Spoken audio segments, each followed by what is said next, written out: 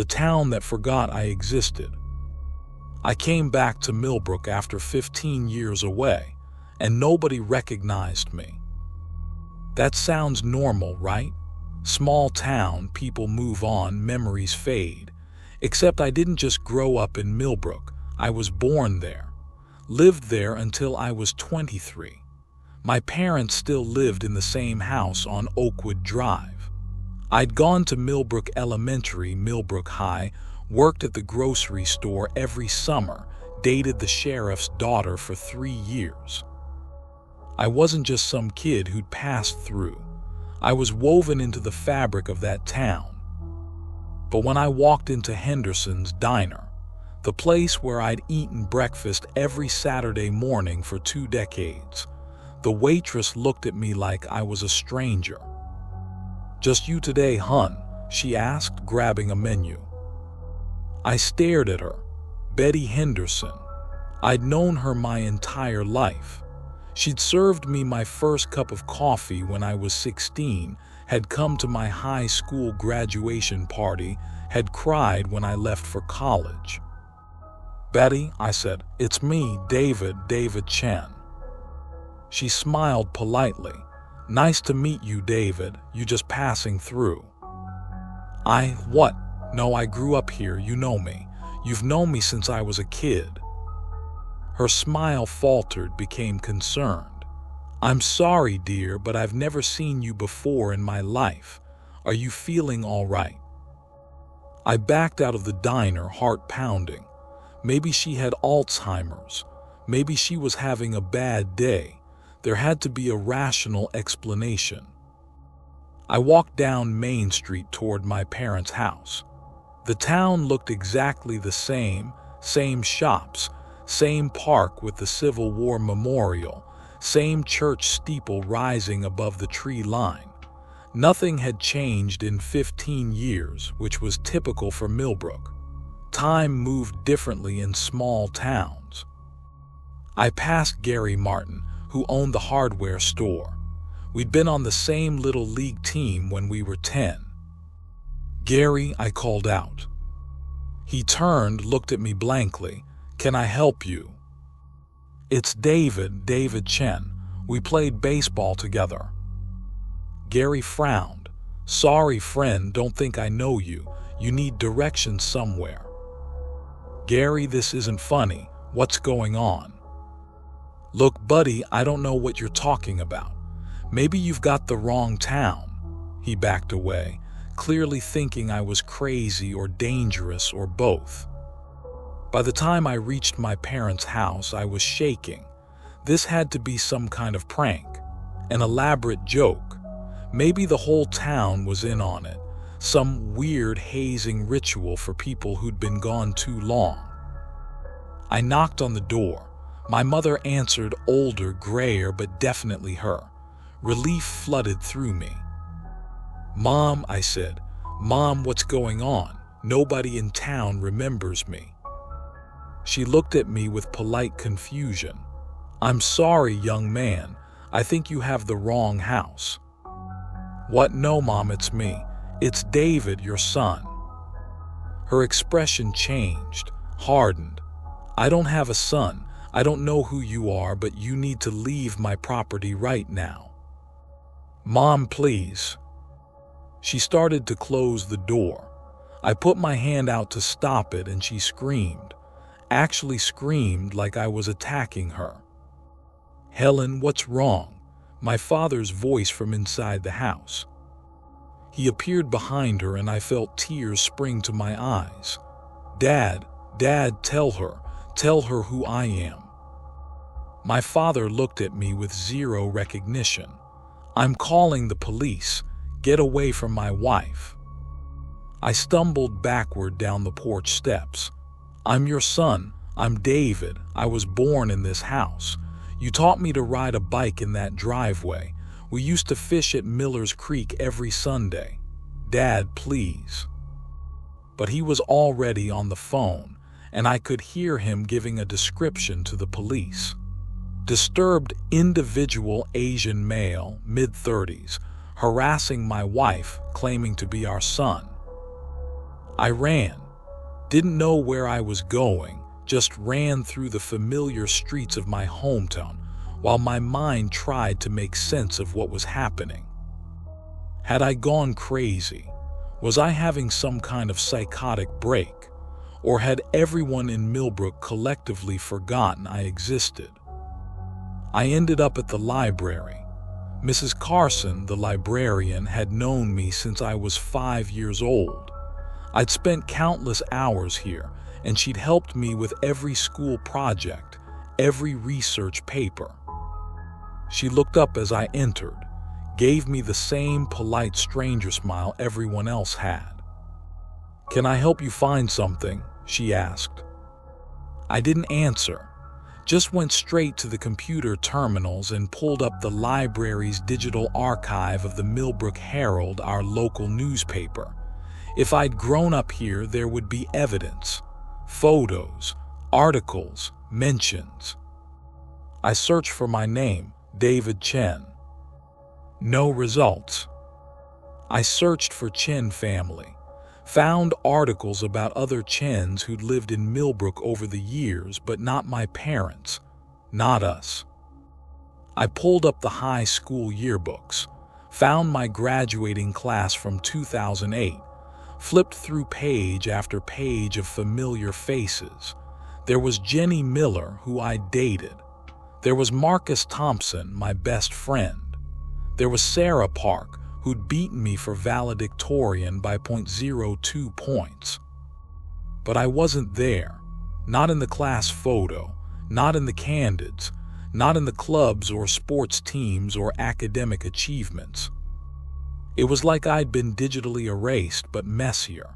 There were gaps, weird spaces in group photos where someone should be standing, captions that referenced and friend without naming who, a list of the baseball team that showed RF for right field but no name attached. I'd been removed from the records, but the outline of my existence remained. The David Chen-shaped holes were everywhere once I started looking. "Finding what you need?" Mrs. Carson asked, appearing beside me. I nearly jumped out of my chair. "Mrs. Carson, please look at this." I pointed to a photo of the high school baseball team. "Don't you see it? There's a space here where someone should be. Someone's missing from this photo." She squinted at the screen. "Looks normal to me, just the team." "But count them. There are 8 players in the photo. Baseball teams have 9. Someone's been erased." "I think you've been staring at the screen too long, dear. Maybe you should take a break." I pulled up another photo, the homecoming court from my junior year. I'd been on it, awkwardly standing in a rented tux next to Jenny Miller. Jenny was there in the photo. So were all the other court members. But there was a gap between Jenny and the next person, a weird empty space that the eye wanted to skip over. "There," I said, pointing. "Someone's missing, you have to see it." Mrs. Carson looked more closely.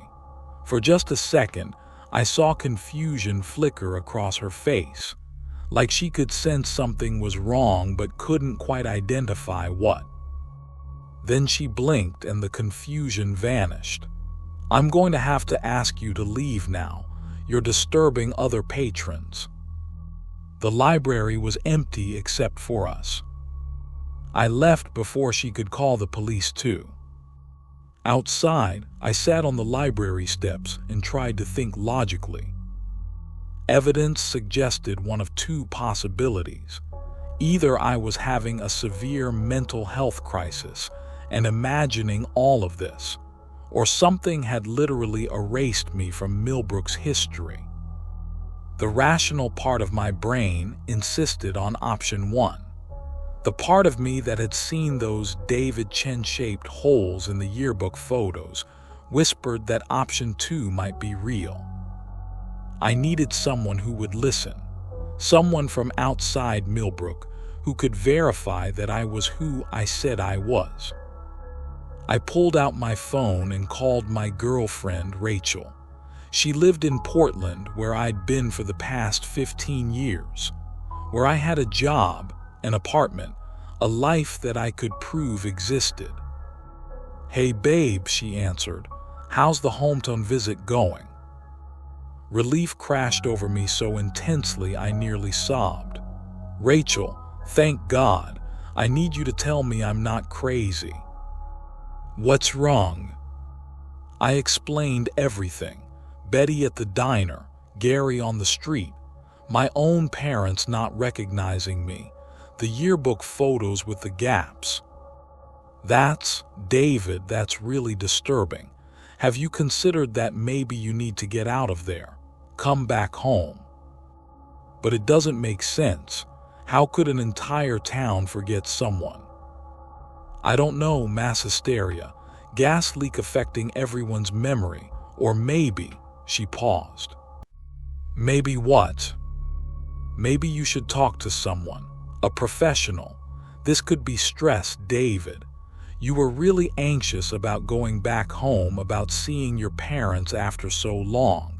Maybe your mind is creating an elaborate delusion where everyone I know pretends not to recognize me. Come on, Rachel.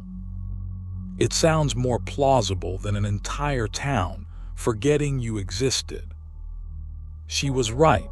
Objectively, rationally, she was right. But I knew what I'd seen. Those gaps in the photos, the spaces where I should have been. "Can you do me a favor?" I asked. "Look me up. Search for David Chen Millbrook, see what comes up." "David, I know who you are. I don't need to." "Please, just humor me." I heard her typing, then silence. "Rachel." "That's weird," she said slowly. "I'm not finding much. There's a David Chen who lived in Millbrook in the 1950s, and another in the 1980s, but nothing about you growing up there."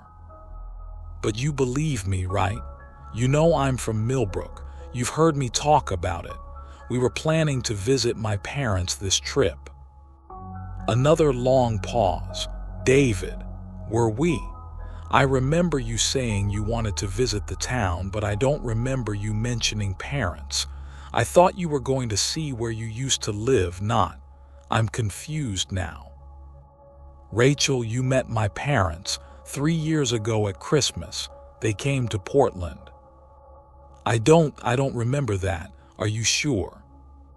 I felt the world tilting beneath me. "Rachel, listen to me very carefully. How long have we been together?" 4 years. "And in those 4 years, have I ever mentioned my family, my parents, my childhood in Millbrook?" Silence. Then, uncertainly, "You've mentioned Millbrook, that you wanted to visit, but I don't think you ever talked about family. I assumed. I thought maybe you were an orphan or estranged from your family or something. You never talked about them, so I never asked." "I talked about them all the time," I said, but even as I said it, I wasn't sure anymore. Had I? Or had I just assumed I had, the same way I'd assumed everyone in Millbrook would remember me? "David, I think you should come home. This trip isn't good for you." We hung up shortly after. She was worried. I was terrified. Because if Rachel, who'd known me for 4 years, who I'd lived with for 2, couldn't remember me talking about my family, then maybe the erasure extended beyond Millbrook. Maybe I was being retroactively removed from existence, one memory at a time, one person at a time. I needed to find out why. I went back to the library and started researching. Not my own history this time, but Millbrook's, looking for anything unusual, any legends or local history that might explain what was happening. Most of it was standard small-town stuff, founded in 1847, survived the Civil War, had a minor boom during the Industrial Revolution. quiet ever since. But then I found something. A small article from 1923 buried in the archives of the Millbrook Herald. Goldman VANISHES from memory. Thomas Whitmore, longtime resident of Millbrook, has reportedly been forgotten by all who knew him. Despite evidence of his existence, property records, photographs, birth certificate, no resident can recall knowing him. Whitmore claims a curse was placed on him by a woman he spurned. Sheriff investigating possible fraud or mass delusion. Update: case closed. No evidence of wrongdoing. Whitmore departed Millbrook yesterday. Current whereabouts unknown. My hands were shaking as I searched for more. Found another article from 1956. Disappearance mystery. Sarah Greenwood, 34, claims her entire family has forgotten her existence. Despite living in Millbrook her whole life, no one recognizes her. And another from 1979, and one from 1998. Every 20 to 30 years, someone in Millbrook was forgotten, erased from collective memory while still physically present. And now it was happening to me. But why? The article about Thomas Whitmore mentioned a curse. Was that real, or just his explanation for something he didn't understand? I needed to find the others, the people this had happened to before. If they were still alive, if they'd figured out what was happening and how to stop it. "Excuse me," a man's voice behind me. I turned. He was in his 60s, well-dressed, with kind eyes behind wire-rimmed glasses. "I couldn't help but notice what you were researching. I think we need to talk." He led me to a booth at a coffee shop on the edge of town, a place I didn't recognize, which meant it had been built after I left. "My name is Thomas Whitmore," he said once we were seated. "And yes, I'm the same Thomas Whitmore from that 1923 article, though I'm sure you have questions about how that's possible." I stared at him. He looked 60-something, not over 100. "That's not possible. Neither is an entire town forgetting you existed, yet here we are." He sipped his coffee calmly. "The erasure does more than remove you from memory, David. It removes you from time's normal flow. I left Millbrook in 1923. I've been gone for 100 years, but I've only aged about 40. Time works differently for the forgotten." "What's happening to us? Why is this happening?" "Millbrook isn't just a town," Thomas said. "It's I don't know the right word, a repository, a prison. There's something here, something that's been here since before the town was founded. It feeds on memory, on identity. Every few decades it selects someone and consumes them, erases them from the collective consciousness while leaving them physically intact. It's a slow consumption. First the town forgets, then people farther away. Eventually, everyone who ever knew you will forget you existed. And then what? Then you fade completely, cease to exist in any meaningful way. I've been running from it for 100 years, staying ahead of the spread, never letting it catch up completely. But it's getting closer. I can feel it. The forgetting is spreading faster now. There has to be a way to stop it, to reverse it." Thomas shook his head sadly. "I've been searching for a century. Talked to the others who were forgotten before me, the ones I could find. None of us found a solution. The thing in Millbrook is ancient, powerful. It may have existed before humans arrived here, or maybe we created it somehow, collective belief given form. I don't know, but it's unstoppable. So what do I do? Just run? Spend the rest of my life watching people forget me?" That's what I did. It's not much of a life, but it's better than the alternative. He reached into his jacket and pulled out an old leather journal. "This is everything I've learned. names of the others who were forgotten, theories about what the entity is, strategies for staying ahead of the erasure. It's yours now. Maybe you'll figure out what I couldn't.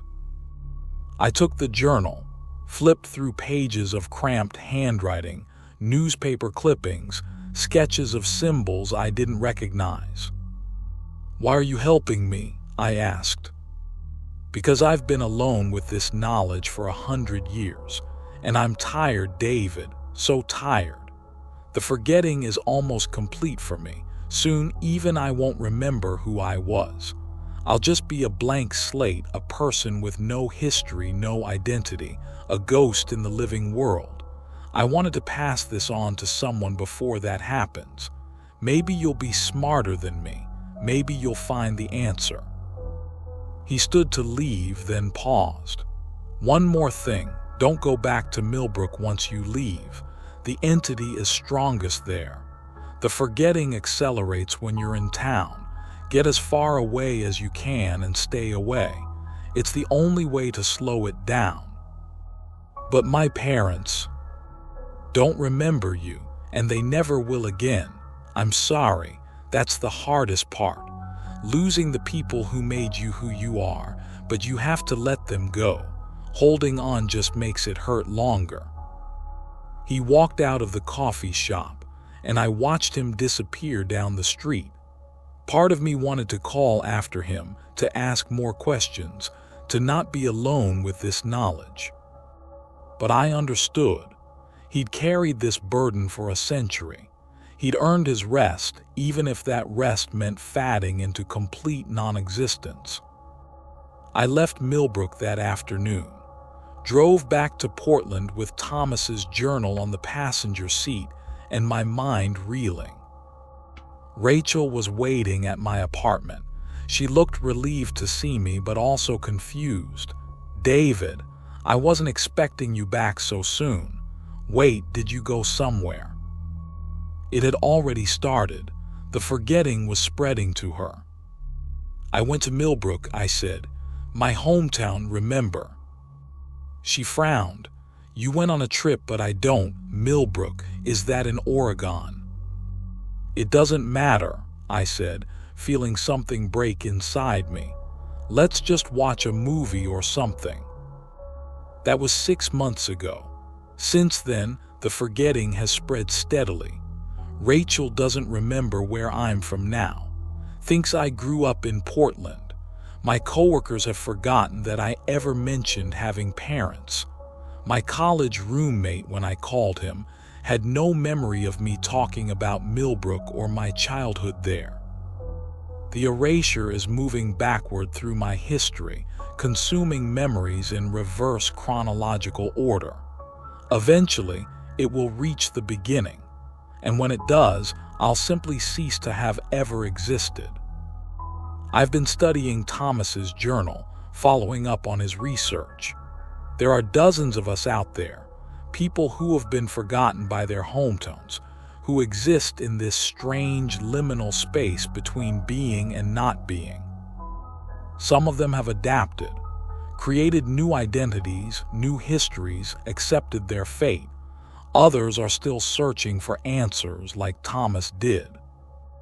I'm still searching too, because I can't accept that I'm just going to fade away, that everyone I've ever known will forget I existed, that I'll become nothing more than a David Chen-shaped gap in the universe. But I'm running out of time. Rachel forgot my birthday last month, said she could have sworn I was born in July, not March. My mother, when I called from a blocked number, told the person who answered that she and my father never had children. The gaps are closing. The outline of my existence is being erased. I went back to Millbrook last week. I know Thomas told me not to, but I had to see it one more time.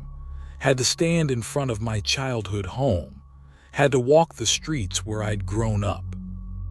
The town looked the same, felt the same, but I was a stranger there now, completely unknown. I went to the park and sat on the bench where I'd had my first kiss with Jenny Miller. watched the sun set over the same skyline I'd seen 1,000 times as a kid. And I felt it, the entity, the thing that was consuming me. It wasn't malevolent, wasn't even conscious in any way I'd recognize. It was just hungry, an emptiness that needed to be filled. It fed on identity, on memory, on the connections between people that create meaning. And I was its current meal. I could feel it working on me there in the park, could feel my own memories starting to blur, starting to fade. I couldn't quite remember what my childhood bedroom had looked like, couldn't recall my father's voice clearly. The details were smudging, like a watercolor painting left in the rain. I left Millbrook again, probably for the last time. Thomas's journal has one final entry, written just before he gave it to me. I've been reading it every night, trying to understand what it means. I think I finally understand what the entity is, he wrote. It's not a curse or a monster, it's a correction. Millbrook shouldn't exist. The town was built on a nexus point, a place where reality is thin.